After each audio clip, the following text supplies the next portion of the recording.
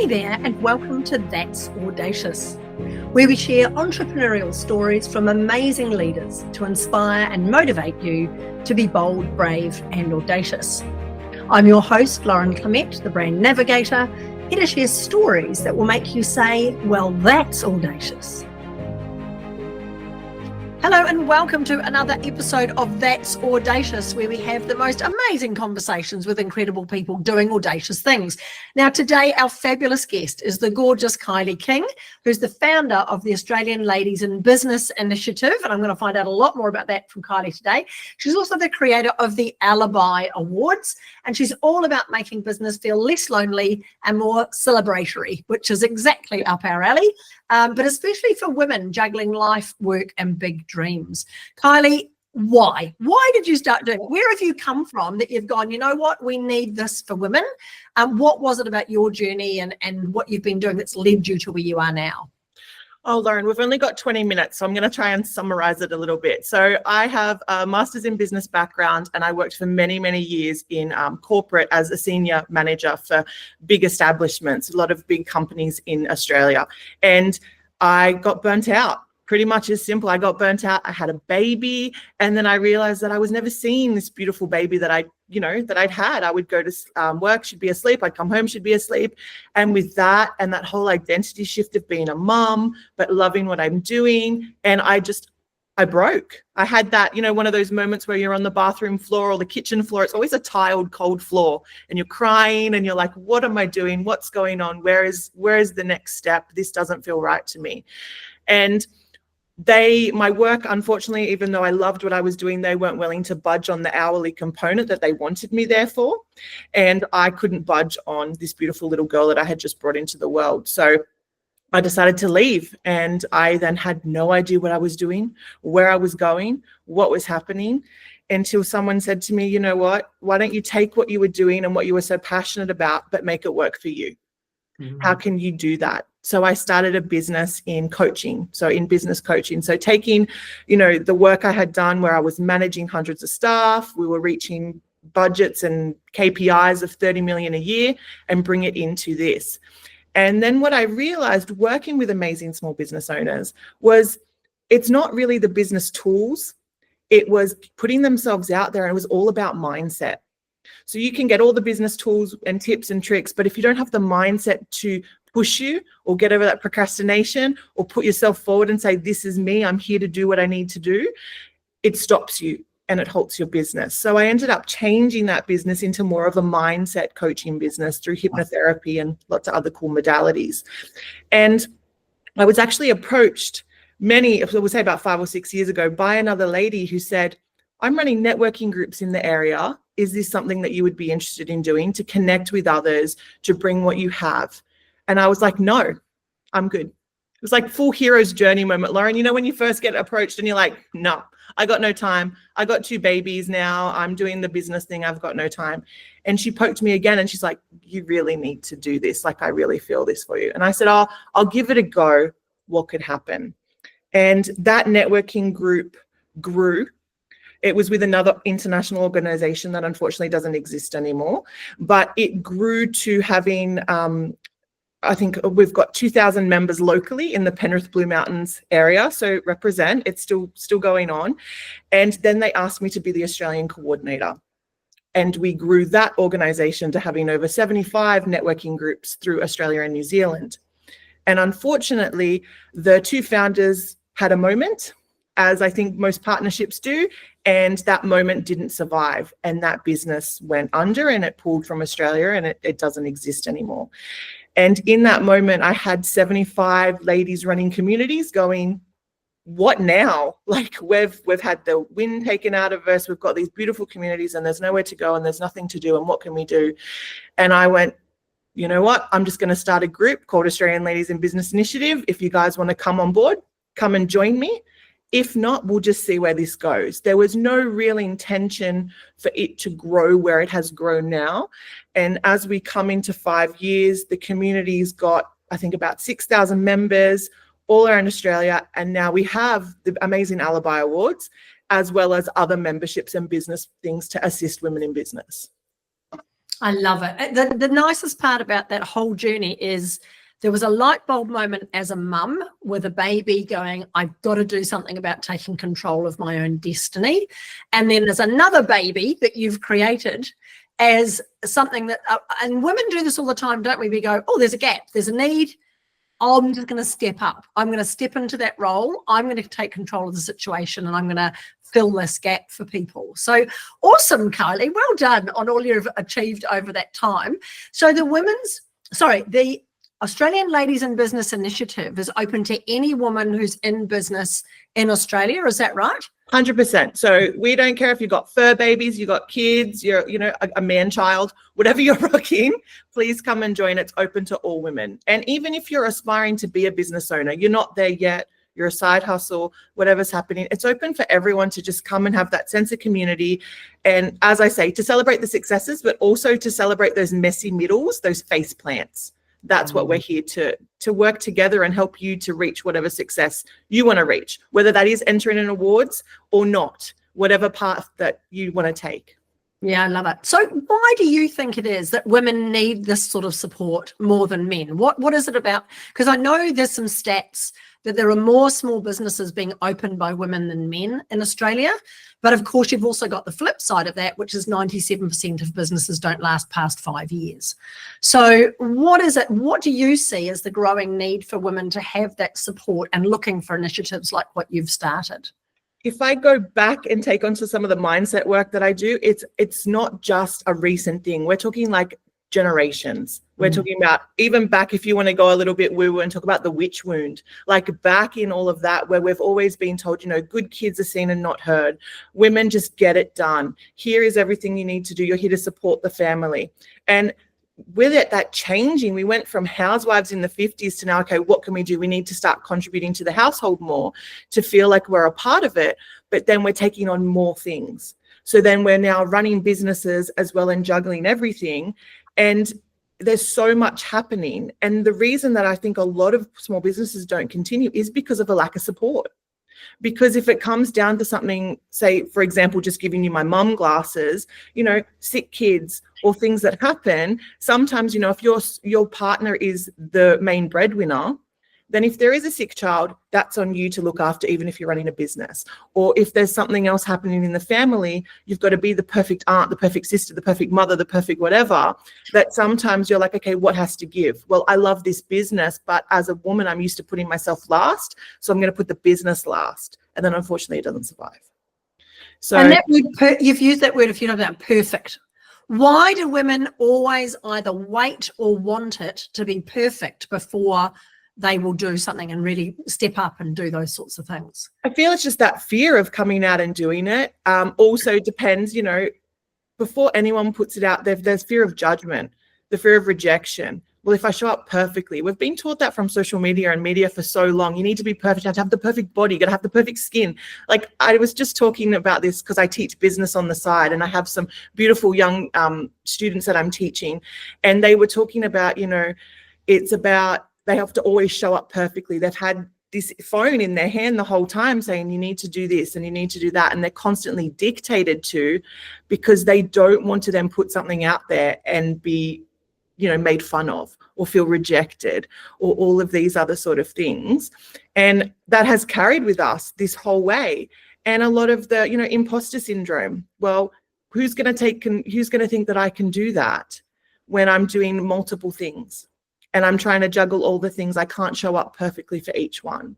So, yeah, the juggle struggle, that's real. Yeah. I'm very, very pleased that as I was growing up as a young woman, the internet didn't exist. So there's no social media evidence of what I got up to, thankfully. But it is interesting, isn't it, that there are layers and layers of pressure that women are under and I don't think the media helps when it paints a picture of a perfect life. Yeah. And certainly social media has got a lot to answer for that as well. But what was the reason why? Okay, so you're running the business initiative. You've got this amazing growing community and you're supporting women and there's people running networking and so on.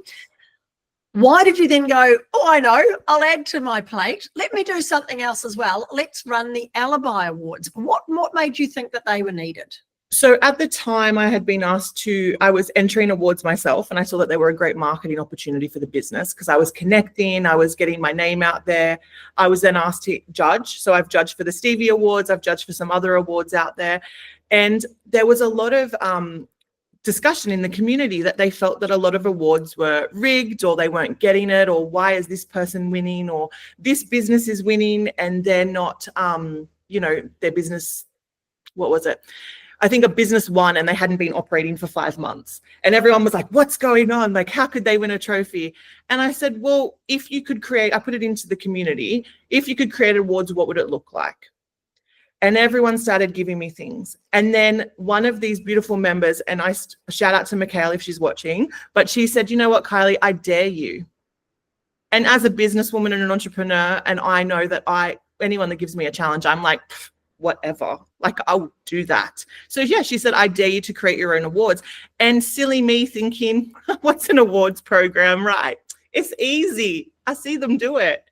And then I did that first year in the trenches. And can I say, whoa, like I've run events before, but an awards program is its own beast. Like it's its own. I love the beast, but it takes a while to figure it out. And there's a lot of things behind the scenes as well.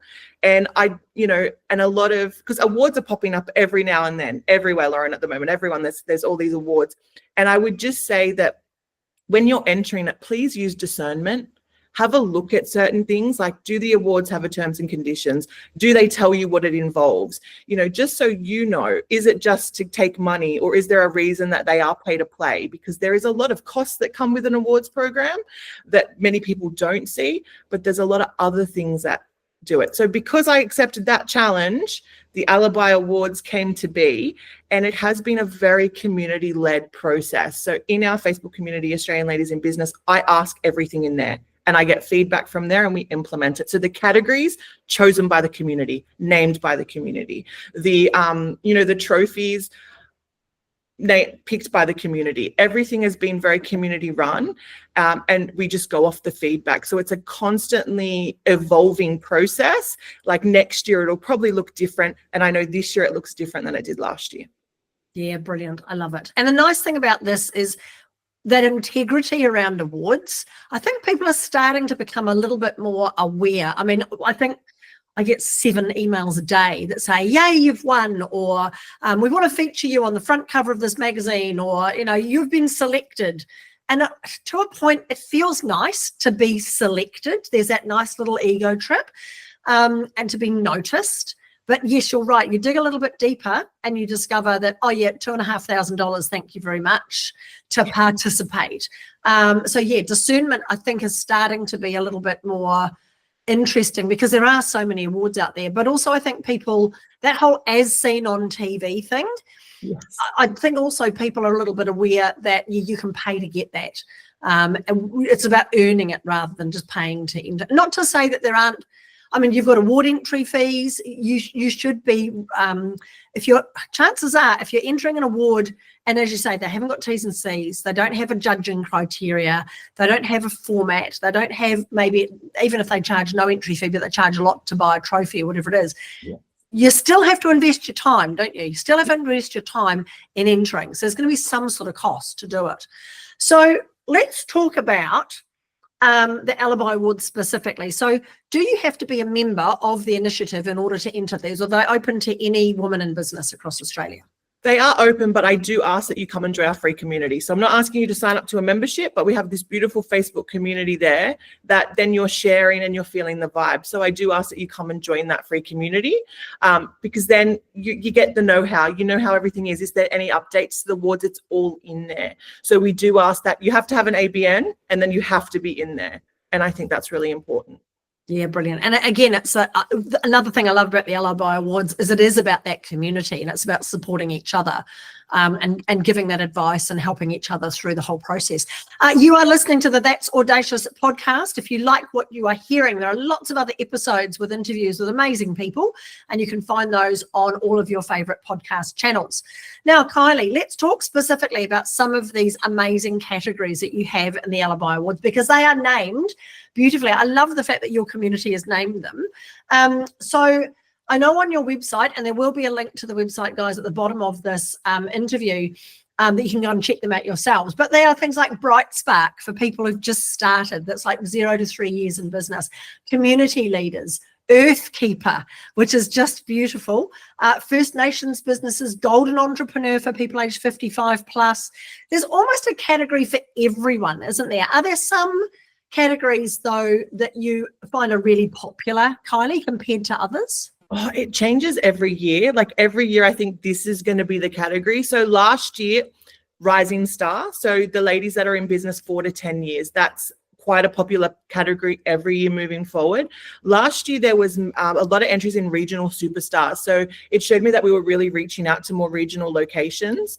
So that's always a big one. This year so far, because we have opened on the 1st, it has been spiritual leaders. So our beautiful, the coaches and the psychics and the crystal shops and all of that, that has been the biggest one to come forward. So that's been a nice move to see, because that was only a recently added category, I think, from last year because of what the community asked for. Yeah, I love it. I love it. And I mean, it's everything really, isn't it? As you say, from professional services, you might have a small side hustle, you might have an online business, or see a lot of people, and the biggest misnomer, I think, with awards is people think you have to have had some massive growth or some sort of phenomenal profit growth or sales growth, or you've gone through the roof. And most people go, I don't know if I've had a good enough year in order to enter awards. And yet the categories you've got: overcoming the odds, social change maker, the Phoenix Award, they're not about what you've actually achieved monetarily. They're more about how you've adapted and you've been flexible and you've actually come back with even more gusto. So is this going to take a long time for someone to enter these awards? Are there lots and lots of questions and they've got to do videos and all sorts of stuff? What do they have to do? So to enter the awards there is a written submission. So there is roughly about 10 questions, but it does talk about very similar, what are your achievements? What are your challenges? All of that. And it's really to reflect on. When these awards were created, they were created with a purpose. Like, I got a committee. It wasn't just me that said, we're going to dictate these questions. I didn't go into ChatGPT. I sat down with a committee of people, entrepreneurs, doctors in business, studies at unis, all of that. And we sat down and we said, what can we do here to make the best, and how we would do it. So that's through the questions in the written submission, also through the judges' criteria, which we actually have a set criteria. So once you've done your written submission, we then actually call you and let you know that you're a finalist. Because we want that personal touch, right? To us, you're not just a number. You're not just thank you for your money, see you later. It's that personal touch. We want to know you. We want to know your business. We want to promote your business, right? That's what we're here to do. There is a video submission. Now, I know a lot of people are going to cringe at video submissions, but there's a purpose to that. 1, we're moving with tech into more videos. 2, copywriters are great. Lauren, you're a great copywriter, but also sometimes you can't convey what you're saying in writing. It doesn't have a tone. Whereas if you're giving me a video and you're just speaking 100% from your passion and your heart, it comes across differently. So there is a 5-minute video submission, and it's pretty much just rehashing the questions in the written submission, but giving you that opportunity to share your heart, to share that courage, to go, look, this is what's happening. Especially as you mentioned with categories like the Phoenix Award and the overcoming the odds, it's hard to tell your journey when you write it down. That can be quite a cathartic process, but when you speak about it completely different. So there is a video submission, and then once that's done, it does go to a judge's criteria. And the best thing about our awards, and I do want to mention, is we give you feedback, because that's what was important to me. Is I could keep entering awards, but why did this business win and I didn't? What was the feedback that I was provided? If it's not brought into my awareness, how can I then use that to enter other awards and win?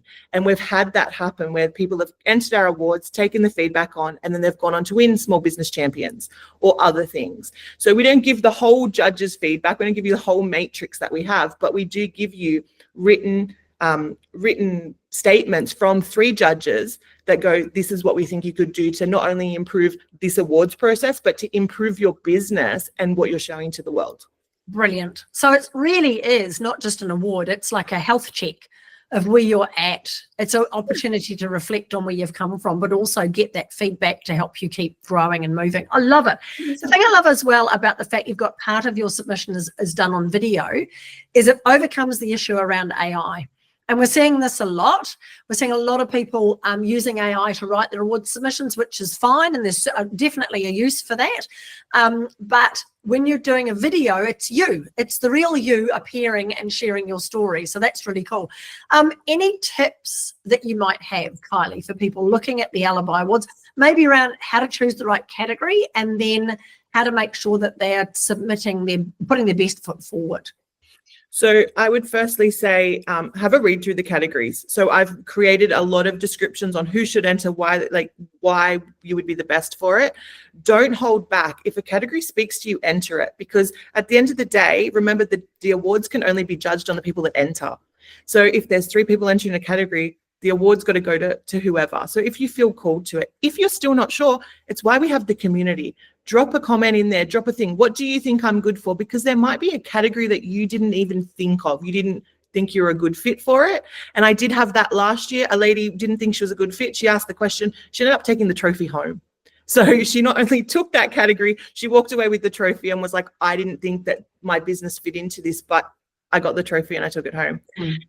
In regards to tips, our values for Alibi is all about authenticity. So showing up as you. So even with these video submissions, we don't care. The judges don't care if you've got baby vomit on your shirt, you've got no makeup on, you're a hot mess, there's kids screaming in the background. As long as we can hear you and your story, that video goes nowhere but to the judges, and they don't care. They care about the content of what you're delivering.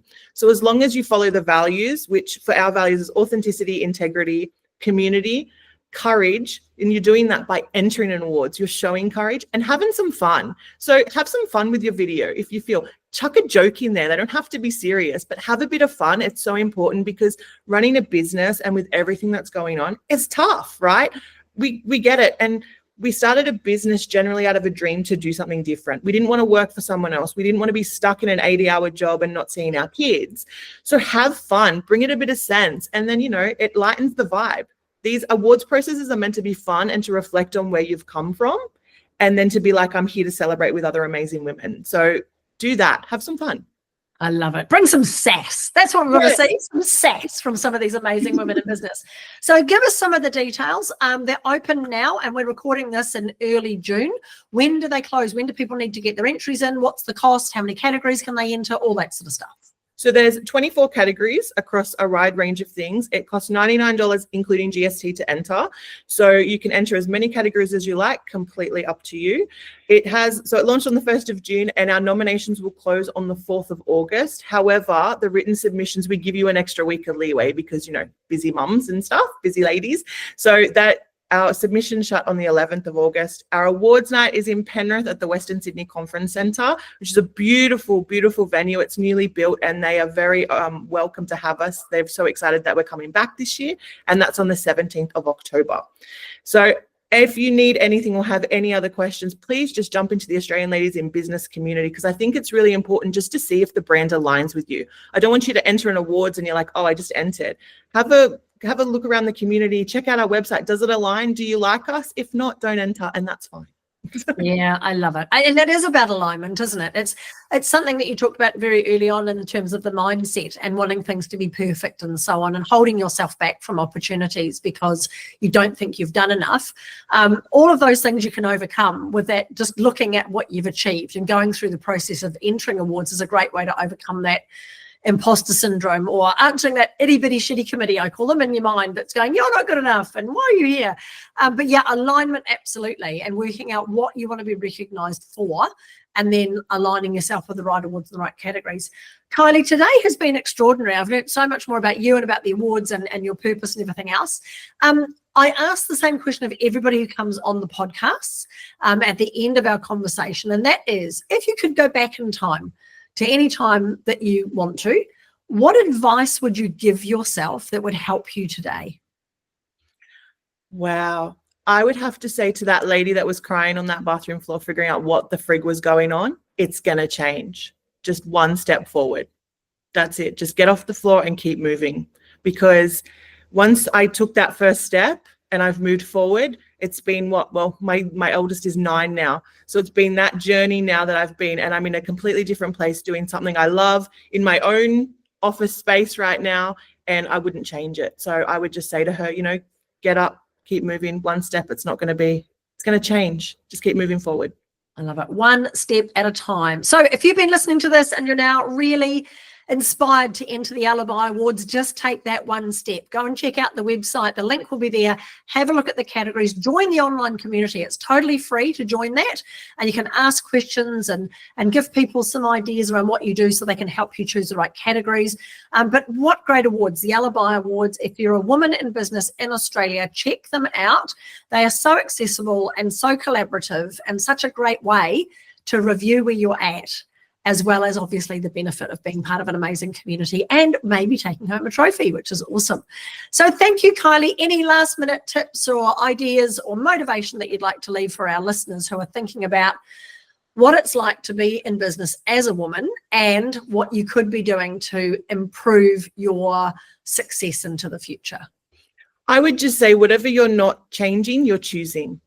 So if you're ready to go, this is my business and I'm going to stand up for it and I'm going to not do the tall poppy syndrome. I'm not going to worry. I'm going to stand up and go, this is my business. This is what I want to be recognized. This is the way to get started. Because not only will you be embraced for your courage in our beautiful community, but it's that taking that time to go, look, I'm here. This is what I do. And this is how I do it. Yeah, not hiding away. No, you absolutely deserve to step into the spotlight, ladies. So make sure you check it out. Thank you so much, Kylie. It's been such a pleasure to interview you on the That's Audacious podcast, and we'll speak again soon. Thank you, Lauren. Thanks so much for listening to the That's Audacious podcast. Remember, there's no place for modesty in business, and you do deserve to be well known, well paid, and wanted. For more episodes, please subscribe to the podcast on your favourite channel or follow us online. The links are in the description below.